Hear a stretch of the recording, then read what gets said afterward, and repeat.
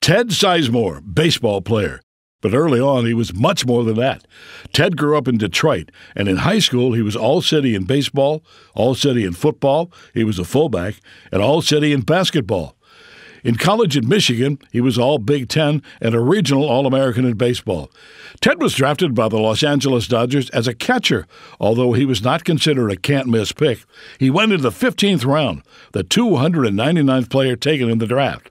He hit so well in his first pro season, the Dodgers decided to try him in the outfield, and eventually at shortstop, and finally second base. With the Dodgers in 1969, Sizemore was named the National League Rookie of the Year. In 1971, the Dodgers traded Ted to the Cardinals for first baseman Dick Allen. Ted played 5 seasons with the Cardinals and added to his reputation as being one of the best number 2 hitters in baseball history. Hitting behind Lou Brock took tremendous discipline, as Lou was setting base-stealing records. Brock credits Ted for being a great assist when Lou set the record of 118 stolen bases in 1974. Ted also played for the Phillies, the Red Sox, and you'll have to excuse him, a season with the Chicago Cubs. He played in over 1,400 Major League games. But his post-playing career is just as impressive. He joined Rawlings in 1984 and became one of the top executives. He was responsible for negotiating contracts with Major League Baseball and player endorsements in gloves and protective equipment. He was in charge of Rawlings' worldwide distribution. He negotiated contracts with international sports organizations. He helped organize baseball for the Olympics in Los Angeles, Seoul, and Barcelona.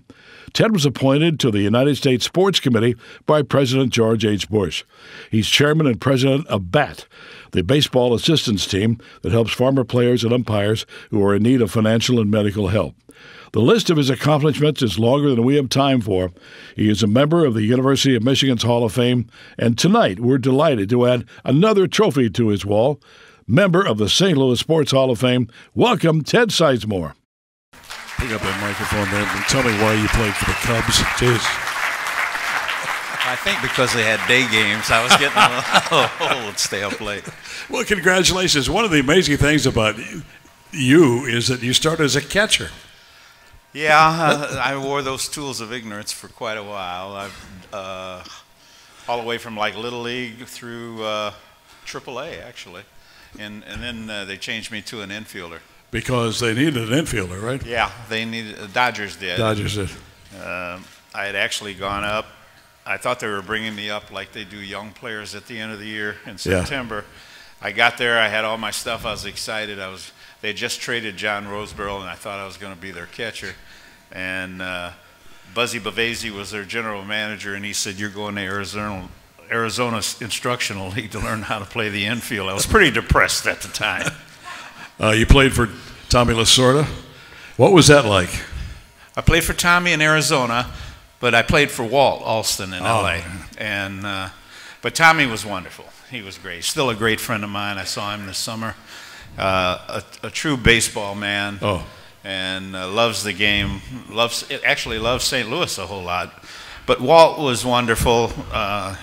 He was a man's man, and then I got another one here in St. Louis with Red. Red was fabulous. Yeah. I enjoyed it so much. Yeah, Lasorda's blood is not red; it's blue. Dodger blue. That's his saying. You got to bleed Dodger blue. Yeah, he always says on his tombstone, it's going to have the Dodgers schedule that year. That's true. That's what he said. For whatever reason. He told me one time, he said, "You're a second guesser." You know what second guessers are? They're the guys who can't get the first guess right. There's a lot of those. Well, anyway, you wound up with a great career as shortstop and then primarily a second baseman.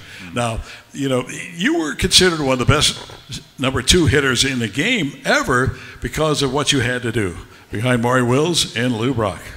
Yeah, I was very fortunate in L.A. Junior Gilliam was my coach, infield coach.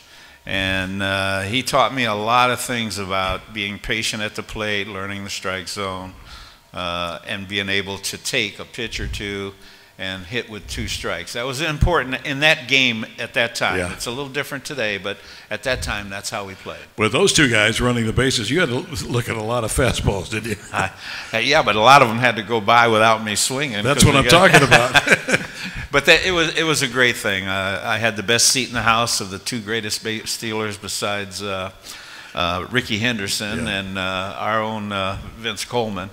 But at that time, they were the two greatest base stealers of all time. Yeah, I got to know Lou really well when he was stealing all those bases. Just an absolutely wonderful guy. And the thing that always amazed me is that hard slide. You know, so many guys now slide head first. He always had that pop-up slide, and his legs took such a beating. He was an amazing. I really don't believe he knew how to slide, to tell you the truth. When I was playing in L.A. and he would slide in, I feared him because he would come in with his knee, you know, so high. Oh, yeah. And when you tried to tag him, I think I'm not that old, but I was one of the phantom taggers of all time. Were you really? Because he could hurt you. He could hurt your hands real bad. He could break your hand real easy with the way he slid. You'd be in trouble now with video replay, right? Yeah, probably. with the phantom tags, yeah. But what was like hitting behind him? Because he was, I mean, when he got on first, we knew he was going to run. Yeah, we had a couple signs, but predominantly, if it was the first inning, he was going for sure, no matter what. Because at that time, guys stole bases, and we wanted to get ahead if we could. You know, I'd take a pitch or something, and he would steal base, and maybe I'd hit a ball to the right side, get him over, and then Joe took him in, and we'd be ahead in the ball game. And that was the way we played. It was a little bit pre-Whitey ball, but we played that type of ball. Speaking of Ted Simmons, this is off the subject, but the vote coming up pretty soon by the Veterans Committee. Ted missed the Baseball Hall of Fame by one vote last time, a couple of years ago. He's up again. He's one of the finalists. We got our fingers crossed. Great guy, great catcher. He's a wonderful ball player. He deserves being in. We're both from Detroit, Michigan, growing up, and he was a dedicated young man. I was fortunate to play with him here in St. Louis, and I don't think I've ever seen anybody on a consistent base. Maybe there's a few today. Hit the ball harder every single time. Even his outs were hard. I don't mean to embarrass you, but I thought, in looking at your resume, that your post-playing career may have been as impressive, if not more impressive, than your playing career with Rawlings. I mean, you traveled the world trying to promote the game of baseball, negotiating contracts, helping with the Olympics. That must have been just a remarkable experience for you. Well, it was wonderful, and Bob Smith is here this evening. When I joined Rawlings, they were owned by Figge International, and Harry Figge said that he would like, the only way we could grow the game of, grow Rawlings was either to take market share away from, at that time there were only like McGregor, Spalding, Rawlings, and Wilson. Today there's many more, but he said the only way we can do it is either steal market share, which is very difficult to do, or grow the game around the world. And he said, I want you to take that challenge and grow the game of baseball. Well, that was music to my ear. You know, I got to travel. Did you speak Japanese? No, but I learned a little bit as the years went on. You know, they had the pro leagues over there, and of course we worked a deal with major leagues and Rawlings, of course, was the sponsor of all this. To send an all-star team over to Japan and play, you know, with the Jeters and the Alex Rodriguez and all those people. But at the beginning, the governing body of amateur baseball, except for Little League, was the IBA, which was at that time International Baseball Association. And Bob Smith is here tonight. He was the president of that. And I got involved with him, and we went out and we went to L.A. It became an exhibition sport out there, and if I'm correct, Bob, I think it was the most profitable sport in the Olympic Games in '84 in Los Angeles. And I met Peter Ueberroth. He was running at the time. We would have 2 games. We draw like 45, 50,000. It's ridiculous it's not in the Olympics. I believe that. That they dropped it. All right, now Rawlings has made the ball. You can sit here now and finally admit that the ball is juiced. I've been going, well, not recent, I've been retired for a while, but as early as almost when I started with Rawlings, every spring or something, they would say the ball was live. And it wasn't. It's probably impossible with the specifications of the ball to make it livelier. Now, I get arguments from everybody, but we've taken scientists from MIT, every newspaper in the country. We've taken them to the manufacturing plant. Yeah. I always fought to try to make everything in the United States, and we made the leather, the yarn, everything. But the sewing of the baseball was what was so expensive, and that's why we did that offshore. Well, Ryan Hard thanks you for the juice ball, by the way. Well, how many times he's a big, strong man. He can hit a whole lot of home runs. How many times have you been asked that question? You've done national television with that question, right? Yeah, I've been.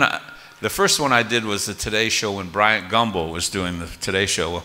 When I was a rookie with the Dodgers, he was the field reporter for NBC or whatever in Los Angeles, and he'd always try to get somebody to do an interview with him. And I, being a rookie, I would always, I would never say no to him.